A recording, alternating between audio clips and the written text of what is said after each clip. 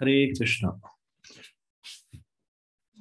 हम लोग भगवत गीता ज्ञान प्रबोधिनी के 10वें अध्याय से चर्चा कर रहे हैं। आप सब लोगों का इस भगवत गीता ज्ञान प्रबोधिनी सत्र में स्वागत है।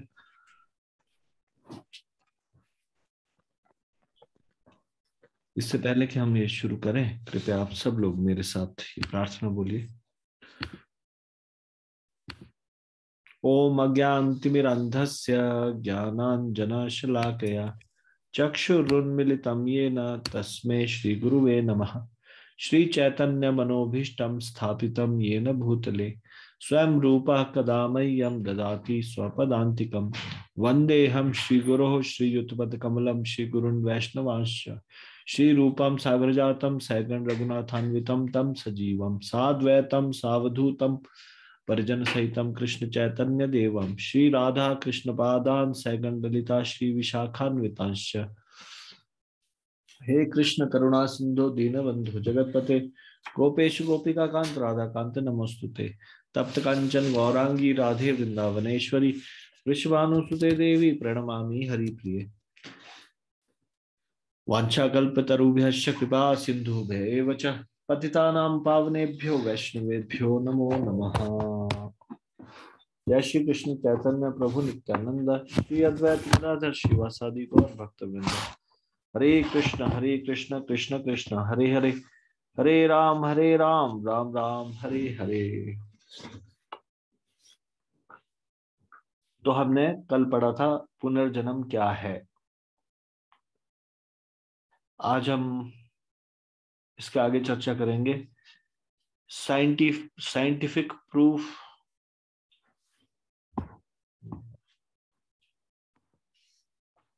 बाद में। पहले पुनर्जन्म, वैज्ञानिकों तथा दार्शनिकों के विचार। लोग पुनर्जन्म के बारे में क्या सोचते हैं, साइंटिस्ट लोग और दार्शनिक लोग। Reincarnation views of scientist and philosophers.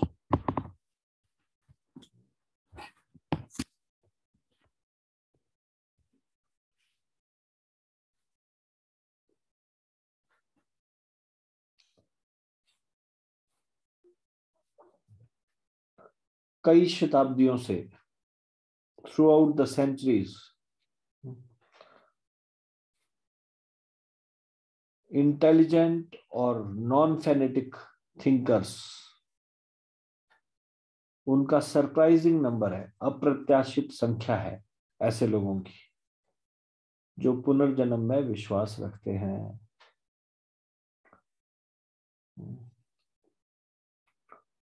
सुकरात ने कहा, मुझे विश्वास है कि पुनर्जन्म एक सत्य है और यह कि जीवन का आविर्भाव मृत से होता है, मृत लोगों की आत्मा अस्तित्व में होती है। सुकरात ने कहा।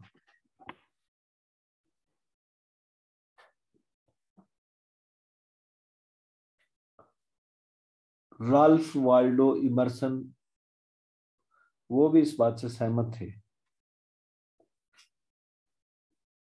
वो लिखते हैं, आत्मा मनुष्य देह से बाहर आती है जैसे एक अस्थायी निवास में और फिर चली जाती है एक नए निवास में या अन्य निवास स्थान में चली जाती है, क्योंकि आत्मा अमर है।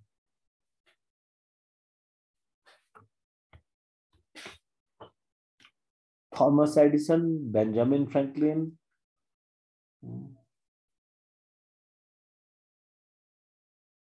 Tom Paine, Henry David Thoreau और वॉल्ट विटमैन, ये सारे के सारे लोग विश्वास करते थे कि आत्मा शरीर की जीवन शक्ति वर्तमान शरीर के मरने पर एक नई शरीर में चली जाती है।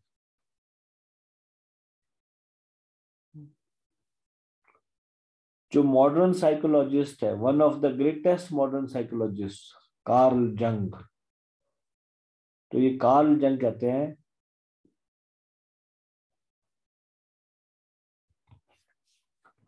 वो कह रहे हैं कि मैं अच्छी तरह कल्पना कर सकता हूं कि मैं विगत शताब्दियों में जीवित रहा हूंगा और वहां मैंने उन प्रश्नों का सामना किया होगा जिनका उत्तर मैं तब नहीं दे पाया सका था। जिससे मुझे फिर जन्म लेना पड़ा, क्योंकि मैं उस कार्य को पूरा नहीं कर सका जो मुझे सौंपा गया था।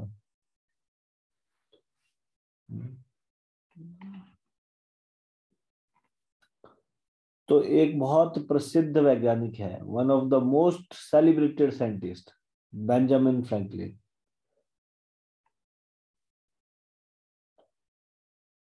वो कहते हैं, इस संसार में पैदा होकर मैं विश्वास करता हूं कि किसी न किसी रूप में मैं सदैव रहूंगा।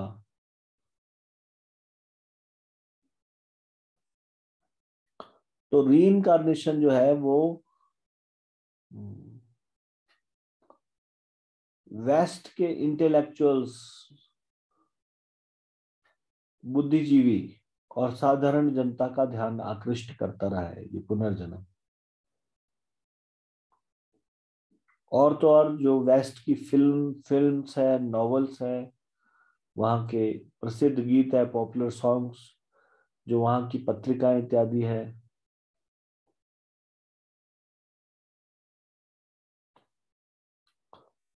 उसमें इनका री इनकारनेशन के बारे में काफी ज्यादा री इनकारनेशन के बारे में चर्चा हुई है।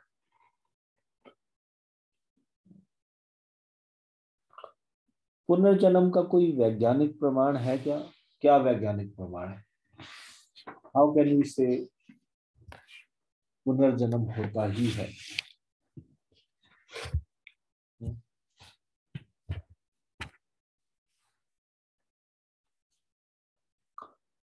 जैसे कोई कहता है कई बार लोग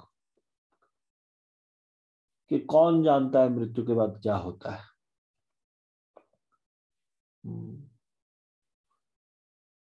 मृत्यु के बाद हम कहाँ चले जाता है, किसने देखा? हम दोबारा जन्म लेते हैं कि नहीं, ये किसने देखा? और फिर वो बोलते हैं कि इसको भूल जाओ, उसकी चिंता मत करो, बस प्रेजेंट में जियो, एंजॉय करो, लाइफ को एंजॉय करो, जीवन का आनंद उठाओ, ऐसा बोलते हैं ना कुछ लोग।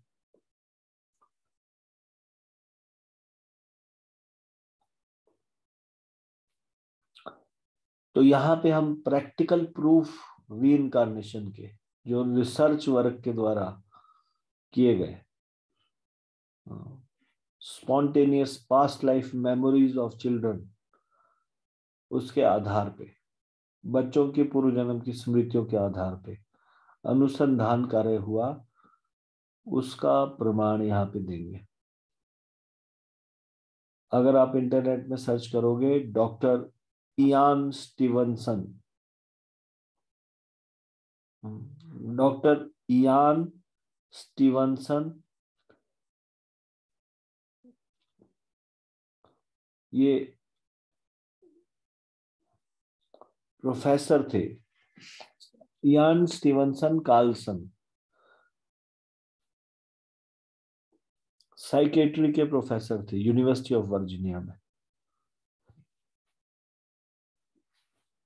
इन्होंने री इनकारनेशन के मामले में रिसर्च की और अपने जीवन के 30 साल इस रिसर्च में लगा दिए।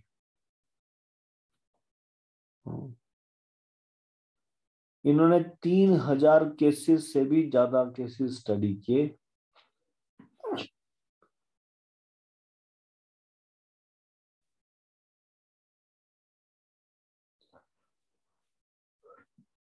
जिनमें से आधे से ज्यादा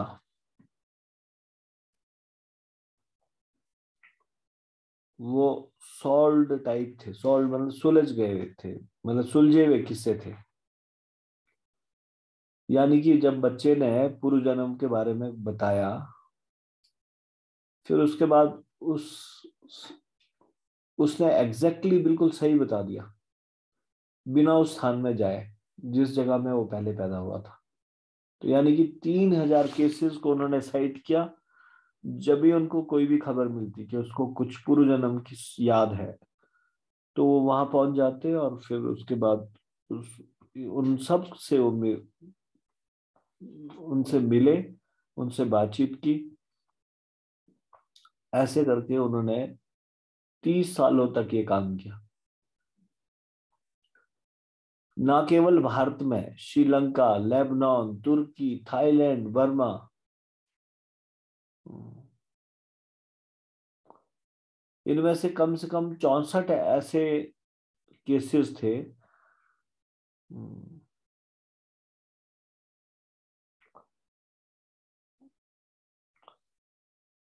जिसके बारे में उन्होंने विस्तार से लिखा। बच्चों के माता पिता या संबंधी बच्चे द्वारा बताए गए 60 तक कथनों का स्मरण कर पाए थे, जो कि अधिकतर सत्यापन की क्षमता रखते थे, जिन्होंने उस बच्चे बच्ची के पूर्व जन्म की शिनाख्त करने में शायद सहायता की। यानी कि बच्चे के द्वारा कोई बात बोली गई अपने पिछले जन्म के बारे में, और फिर उसके बाद उनके माता पिता या उनके रिश्तेदारों से पूछा गया कि ये बात सत्य है क्या।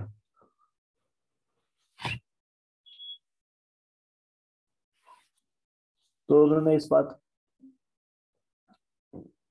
बात की सहमति जताई कि ये बात सत्य है। 19वीं शताब्दी के आखिर में पुनर्जन्म के विषय पर 100 से अधिक पुस्तकें लिखी गई है, रिसर्च थीसिस लिखे गए हैं। यान स्टीवंस ने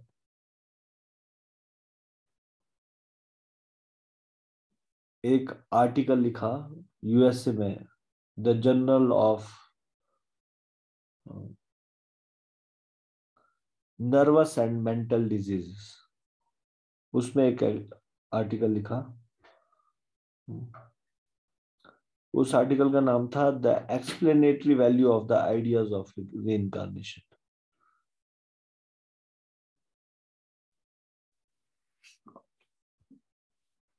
तो उसमें ये बताया गया, बहुत डिटेल में ये लेख है, तो बहुत सारे तथ्य लिखे उसमें, कुछ निम्नलिखित तथ्य लिखे। जैसे अनएक्वायर्ड और अनइनहेरिटेड स्किल्स, मतलब बच्चे को सिखाया नहीं गया, कोई उसको ट्रेनिंग नहीं दी गई और उसके अंदर पहले से वो स्किल है।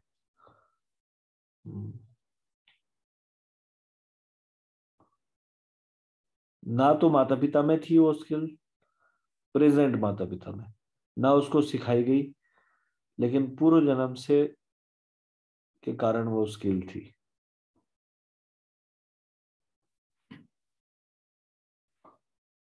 अनुपार्जित तथा अनुवंशानुगत कौशल। इसको थोड़ा सा स्क्रीन में ऊपर कीजिए पेज को।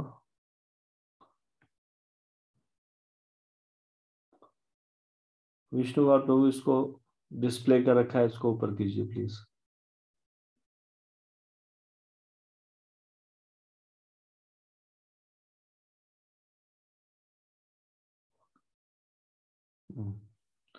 अनएक्वायर्ड एंड अनइनहेरिटेड स्किल्स। छोटे बच्चों में ऐसी कौशल या प्रतिभाओं का होना जो न तो सीखे गए थे, ना माता पिता जी से वंशानुगत प्राप्त हुए थे। तो प्रोफेसर लिखते हैं कि श्रीलंका में मुझे एक बच्ची याद है जो ताड़ के पत्तों को बड़ी ही कुशलता पूर्वक एक दूसरे के साथ रखते हुए छतों के लिए छप्पर बनाने में प्राकृतिक रूप से दक्ष थी।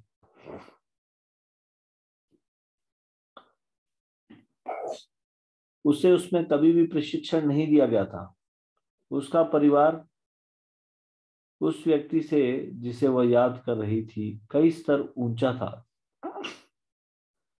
यानी कि वो अच्छी फैमिली में पैदा हुई थी, अभी कोई गरीब फैमिली में नहीं थी। थैच्ड रूफ होता है ना,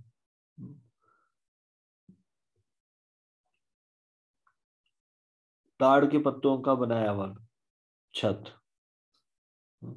जिसमें पाम लीव्स को एक साथ रखते हैं बहुत स्किलफुली। ऐसा कोई ट्रेनिंग नहीं हुई थी, क्योंकि उनका जो घर था वो कोई ऐसा झोपड़ी नुमा घर नहीं था, उनका लाइफस्टाइल थोड़ा सा लेविश था।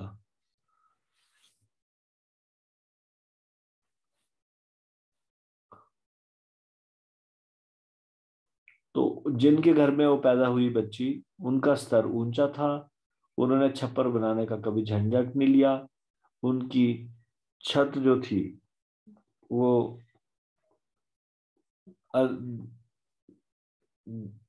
इस प्रकार की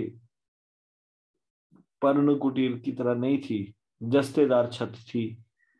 इसलिए वो कहते हैं कि आर्थिक रूप से उच्च परिवार में जन्म लेकर बच्चे के इस कौशल को बिना पुनर्जन्म के, जिसके बारे में बच्चे ने पुनर्जन्म पूर्व जन्म से बताया, इसके बिना स्पष्ट नहीं किया जा सकता। उसने बताया कि मैंने पिछले जन्म में ये सीखा था, इस कारण से मैं ऐसा कर पा रही हूँ। एक और चीज उन्होंने नोट की, फोबिया। फोबिया के बारे में, भय, फोबिया बोलते हैं ना, फोबियाज।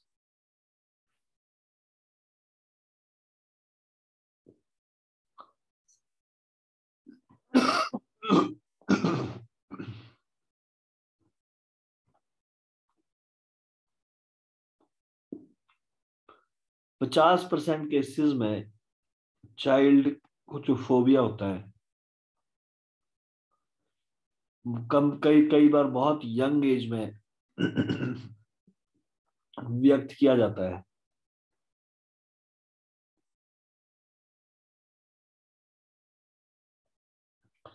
वो उसके पिछले जन्म के मृत्यु के तरीके से संबंधित होता है। जैसे कईयों को पानी का फोबिया होता है, कई बार वाटर फोबिया, या हाइट का फोबिया होता है। तो ऐसा कई बार होता है, अधिकतर, कि लास्ट लाइफ में उसका एक्सपीरियंस, कि what type of death he got, कैसे शरीर छोड़ा। उदाहरण के तौर पे, यदि पूर्व जन्म में डूबने से कोई व्यक्ति मरा हो, तो उसको इस जन्म में पानी से भय लगेगा हर समय। और अगर किसी को का जीवन चाकू या छुरा मारने से हुआ हो, तो उसको तेज धार वाले हथियारों से भय होगा।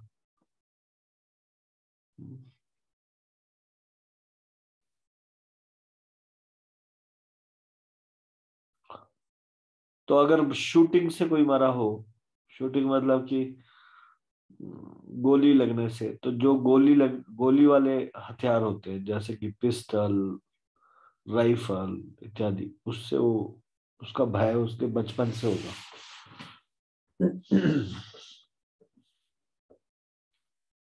तीसरा उन्होंने ये लिखा, यान स्टीवंस ने,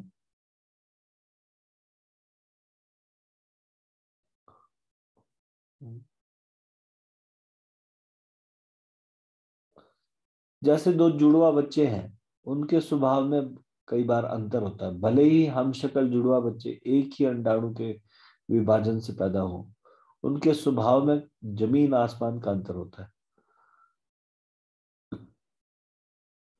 उनको जीन से संबंधी आधार पर स्पष्ट नहीं किया जा सकता, क्योंकि उनके शरीर एक ही जीन पदार्थ के फलस्वरूप बने हैं। स्वभावों में भिन्नता इसलिए होती है क्योंकि दो भिन्न आत्माएं दो भिन्न शरीरों में पुनर्जन्म लेती है। पिछले अलग अलग शरीरों से आए हैं वो, इस कारण से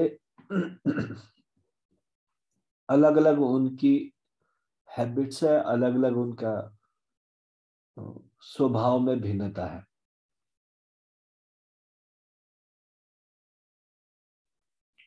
जब किसी के पिछले जन्म की स्मृतियां वास्तविक प्रतीत होती हैं, डॉक्टर स्टीवंस उस व्यक्ति का तथा उसके आसपास के लोगों का, यदि संभव हो तो जीवन के जिन लोगों को प्रत्यक्षता याद किया जाता है, उनका साक्षात्कार वस्तुओं का सामान्य व सरल तरीके से स्पष्ट करने के लिए उनका साक्षात्कार लेते थे, यानी कि उनसे मिलते थे। पिछले लाइफ में ये व्यक्ति कैसा रहा, कैसे उसकी मृत्यु हुई, क्या हुआ। ऐसे जाके उन्होंने बड़ी मेहनत की 30 साल तक।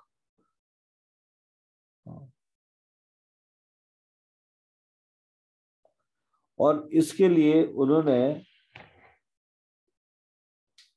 बहुत ज्यादा माइन्यूटली ऑब्जर्व किया कि कहीं ये स्टोरी फ्रॉड तो नहीं है, कहीं इसकी कहानी में कुछ तुक्का तो नहीं लगाया, झूठ कहानी तो नहीं बता रही है। और जो भी उनको ऐसे लगता कि ये थोड़ा सा कंफ्लिक्टिंग या अनरिलायबल रिपोर्ट्स है, उनको उन्होंने लिया ही नहीं उसमें। यानी कि जो उनको लगा कि ये सही है रिपोर्ट, उन्हीं को ही रिसर्च में लिया। ऐसे 3,000 लोगों पे रिसर्च किया रीइंकार्नेशन पे।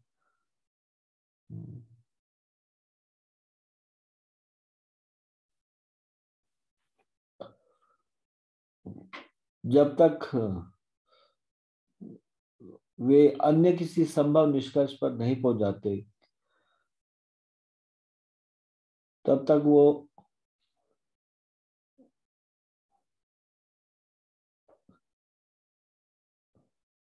मतलब तब तक उसमें छिद्र ढूंढते रहते, जब तक कि वो इस निष्कर्ष में नहीं पहुंच जाते कि ये कोई और कारण नहीं हो सकता, पुनर्जन्म के कारण ही ये इसके अंदर ये गुण या कोई ये स्वभाव आया है। और सारी चीजों को वेरीफाई करते हैं। इस प्रकार से उन्होंने ये रिसर्च की। तो साइंटिस्ट भी अभी मानने लग गए कि यस, री इनकारनेशन इज ट्रू, ये सही चीज है। री इनकारनेशन होता है, पुनर्जन्म एक सत्य सत्य चीज है। इसी पे ही हम चर्चा करेंगे बाकी कल। अभी हम इसको यहीं पे विराम देते हैं।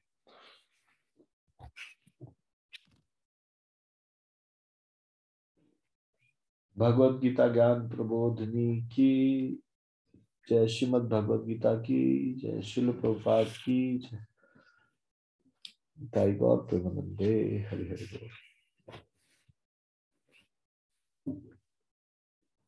कृपया सभी लोग श्रीमद् भागवतम निकाल लीजिए।